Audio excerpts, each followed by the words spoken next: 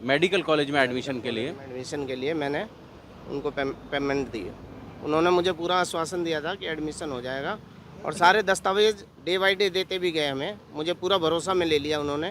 दाखिला करवा ही दिया था? हाँ, दाखिला करवा दिया था। बस और क्लास ही अटेंड नहीं कर पाई वो? क्लास अटेंड नहीं कर पाए। तो वो क्या-क्या दस्तावेज थे जो उन्होंने आपको दिए? सबसे पहले तो उन्होंने मुझे एक पीडीएफ फाइल भेजी जिसमें मेरी बेटी का एडमिशन का लिस्ट भेजा कि आपका बेटी का एडमिशन में हो गया है, ये लिस्टिंग आ गई है। दूसरे कुछ दिन बाद मेरे को उन्होंने एक एडमिशन कार्ड दिया, बाकायदा एक पेपर पे एडमिशन कार्ड दिया कि ये आपका एडमिशन हुआ पड़ा है, ये देख लो आप। उसके बाद आई कार्ड भी इशू करवाया। उसके बाद जब अक्टूबर मंथ में क्लासें चालू हो गई, हमने उनके ऊपर दबाव दिया तो उन्होंने बोला आप टेंशन मत लो, आपका स्टेट कोटे से हुआ है, थोड़ा लेट होगा। हमने फिर उस पर भी इंतज़ार किया। दिसंबर मंथ में हमने बोला भाई अब तो हद हो गई, क्लास क्यों नहीं हो रही है? तो उन्होंने एक लेटर और दे दिया मेरे को कि आपका 17 जनवरी से स्टार्ट होगा। मतलब ऐसे करते करते वो टाइम पे टाइम हमें खींचते लाए आज तक है। और जब हमने इसकी शिनाख्त करी तो वो सारे फर्जी निकले। तो आपको शुरू में नहीं लगा कि जो लिस्ट आई है वो किसी वेबसाइट पर होगी, किसी सरकारी पोर्टल पर होगी? नहीं, हमें इसका ज्ञान नहीं था। जानकारी नहीं। हाँ, जानकारी नहीं। तो कैसे लिया उन्होंने ये 15 लाख रुपए आपसे? कैश लिया, उनकी सारी चैट है हमारे पास। पहले तो कैश लिया, कुछ मैंने उन पर दबाव डाला कि भाई हमसे ऑनलाइन ले लो, तो उन्होंने 2 लाख रुपए ऑनलाइन में लिए मेरे से। अच्छा, आपने दबाव डाला कि ऑनलाइन? ऑनलाइन लो, हमारे पास फंड्स कैश नहीं है, तो 2 लाख उन्होंने लिया हमसे। नमस्कार फरीदाबाद में सौरभ भारद्वाज एक बार फिर आप सभी के साथ लाइव हूं। बैकडोर से अपने बच्चों का भविष्य संवारने का लालच ऐसा है कि जुगाड़ के चक्कर में पिता ठगे जा रहे हैं। एसआरएस टॉवर में काम करने वाले एक निजी फर्म के जीएम अमरकेश ने एक मुकदमा दर्ज कराया है। थाना सेक्टर 31 में दर्ज एफआईआर के मुताबिक अमरकेश ने पूजा नाम की महिला को मैनेजमेंट कोटे से अपनी बेटी के एडमिशन के लिए एमबीबीएस में एडमिशन के लिए 30 लाख रुपए नगद और 5 लाख रुपए अकाउंट में दे दिए।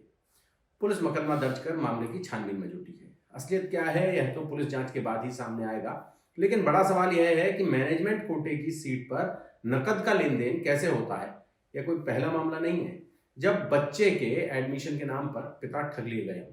आपको याद होगा हमने आपको सेक्टर 58 थाने का एक मामला दिखाया था जहां दर्ज एफआईआर नंबर 200 में शिकायतकर्ता जितेंद्र शर्मा ने आरोप लगाया था कि 4 लोगों ने मिलकर उनकी बेटी का एडमिशन ईएसआई मेडिकल कॉलेज में करवाने के नाम पर उनसे 15 लाख रुपए ठग लिए। उसे फर्जी लेटर हेड, फर्जी आईडी कार्ड और नकली रिजल्ट दिखाकर ठग लिया गया। पुलिस ने आरोपियों को पकड़ तो लिया, लेकिन अब खबर है कि आरोपियों और शिकायतकर्ता जितेंद्र शर्मा के बीच गुपचुप समझौता हो गया है। शिकायतकर्ता को अपने पैसे वापस मिल गए हैं और शिकायतकर्ता के एनओसी के आधार पर मामला हाई कोर्ट में एफआईआर क्वेश्चन के लिए विचाराधीन है। लेकिन जहां पूरा मामला शुरू हुआ था वही ईएसआई मेडिकल कॉलेज फरीदाबाद प्रशासन इस पूरे प्रकरण में चुप्पी साधे बैठा है, जो अपने आप में सबसे गंभीर सवाल है। आरोपियों के व्यवहार पर कार्रवाई हुई, यह सही है, लेकिन शिकायतकर्ता की भूमिका भी कम संदिग्ध नहीं है। उन्होंने अपनी बेटी को सरकारी मेडिकल कॉलेज में बैकडोर एंट्री दिलाने का प्रयास किया, रुपए 15 लाख की रिश्वत देकर सीट खरीदने का सौदा किया, फर्जी दस्तावेज देखकर भी खर्चा जारी रखा। बाद में पैसा वापस मिलने पर एफआईआर को क्वैश करवाने की कोशिश शुरू कर दी।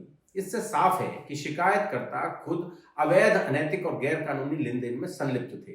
कानून यह स्वीकार करता है कि रिश्वत देने वाला भी उतना ही दोषी है जितना लेने वाला। तो क्या शिकायतकर्ता स्वयं इस अपराध में सहभागी नहीं? पुलिस कार्रवाई, गिरफ्तारी और जांच के बाद आरोपी पक्ष ने शिकायतकर्ता को पूरा 15 लाख लौटा दिया और दोनों ने आपसी समझौता कर लिया।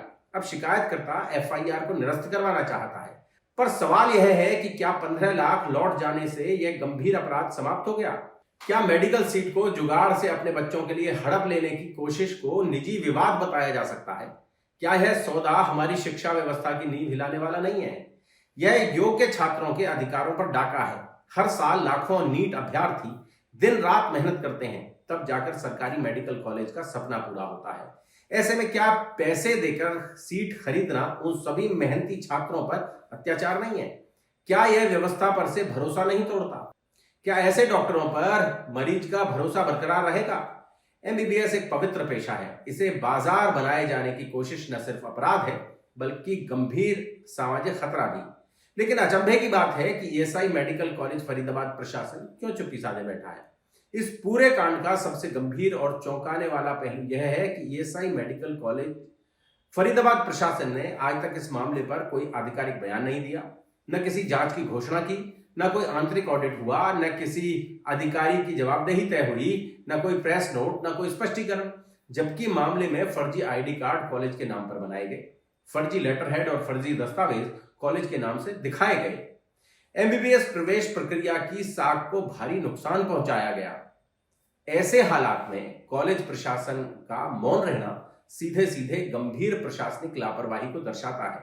कॉलेज की चुप्पी कई सवाल खड़े करती है। क्या कॉलेज में प्रवेश प्रक्रिया की निगरानी कमजोर है? क्या कोई आंतरिक व्यक्ति इस कांड में शामिल हो सकता है? क्या प्रशासन कॉलेज की प्रतिष्ठा खराब होने के डर से मामला दबा रहा है? क्या सीट खरीद फरोख्त की कोशिश पहले भी होती रही है? एक प्रतिष्ठित सरकारी मेडिकल संस्थान की यह चुप्पी जनता के बीच अविश्वास पैदा करती है। ईएसआई मेडिकल कॉलेज को इस मामले में हस्तक्षेप कर पारदर्शी जांच शुरू करनी चाहिए। जोड़ेंगे फरीदाबाद आपको शहर की ऐसी ही और महत्वपूर्ण चर्चाओं के साथ। बहुत बहुत धन्यवाद।